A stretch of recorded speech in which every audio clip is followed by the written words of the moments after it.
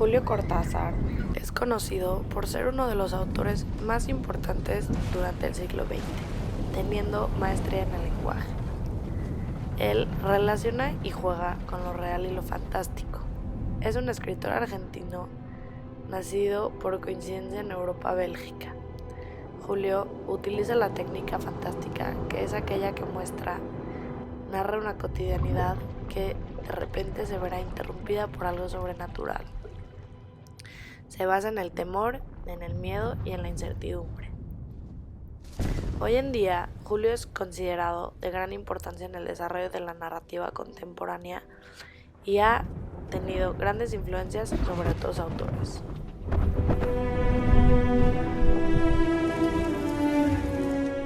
Casa Tomada cuenta la historia de dos hermanos que fueron expulsados de su casa por algo que se desconoce y es extraño, que va tomando poco a poco el poder de la casa. El protagonista y su hermana no se dejan y se niegan a salir de la casa.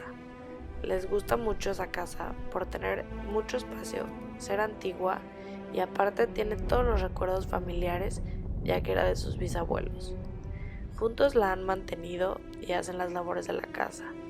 No les da miedo lo que sucede, se comportan de la misma manera durante todo el cuento sin importar lo que esté sucediendo. Viven solos excepto por lo que vive dentro de la casa, que se apodera de ella. En un momento dado se quedan sin opción cuando todas las habitaciones de la casa han sido tomadas, y cuando salen de la casa se llevan un reloj y las llaves de la casa.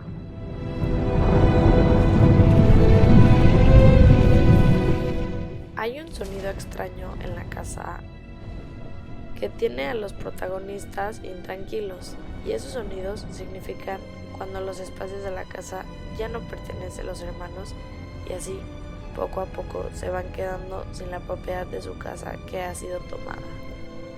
Casa Tomada es parte del libro Bestiario, que es el libro de relatos de Julio Cortázar, que tiene cotidianidades que incluyen saltos en el tiempo y en el espacio, que juegan con el lector, ya sea con acertijos, con el tiempo, y así el lector participa.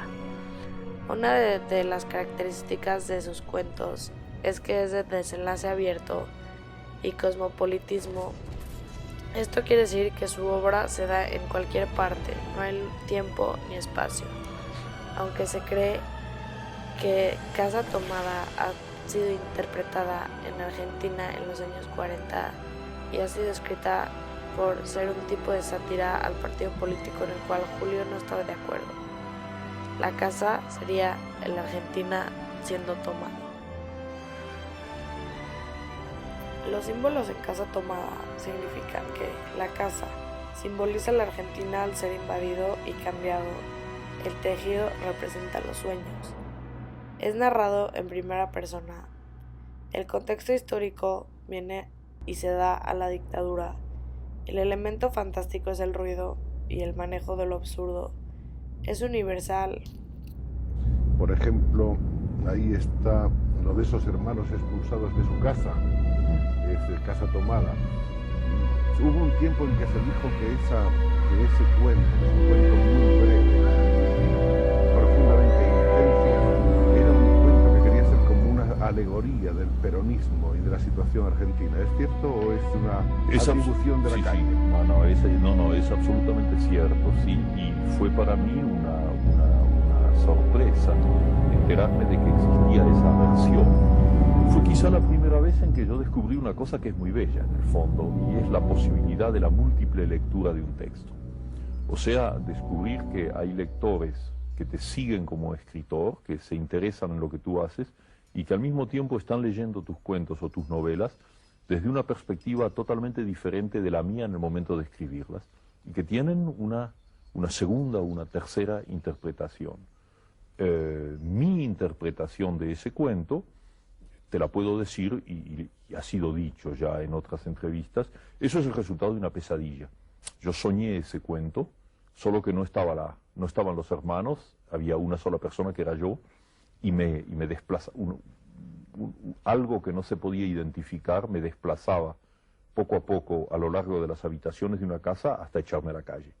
Es decir, que había esa sensación que tienes en las pesadillas, en que es el espanto total, sin que nada se defina. Es simplemente el miedo en estado puro. Algo espantoso va a suceder un segundo después. Y a veces, por suerte, te despiertas. Casi siempre te despiertas antes de que eso se produzca.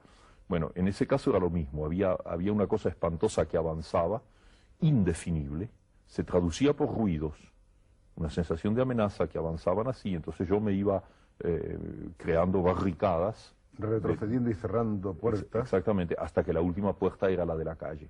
Y en ese momento me desperté, antes de salir a la calle. Me desperté.